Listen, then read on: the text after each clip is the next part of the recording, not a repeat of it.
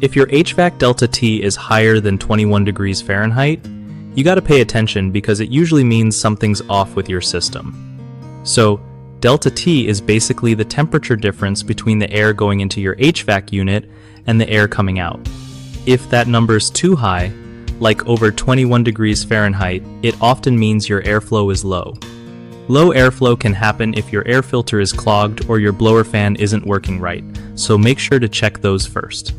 Another reason could be that there's not enough heat getting into the coil for the refrigerant to soak up, which messes with the whole cooling process.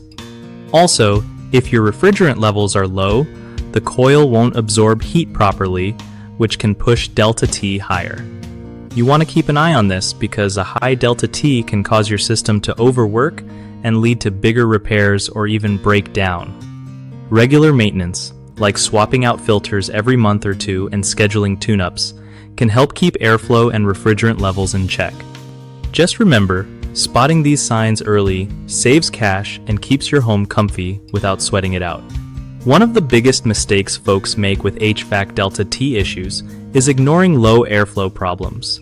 Clogged filters or dirty coils make it worse, so cleaning or replacing filters fixes that fast. Another common issue is not checking refrigerant levels. If it's low, call a pro to recharge it because messing with refrigerants yourself can be dangerous. The third problem is overlooking system maintenance, which means stuff builds up and causes poor heat transfer in the coil. Setting up regular service appointments prevents this hassle and keeps Delta T where it should be. BigHomeProjects.com is great for homeowners wanting to find trusted local HVAC contractors who actually know their stuff and won't upsell you on fixes you don't need.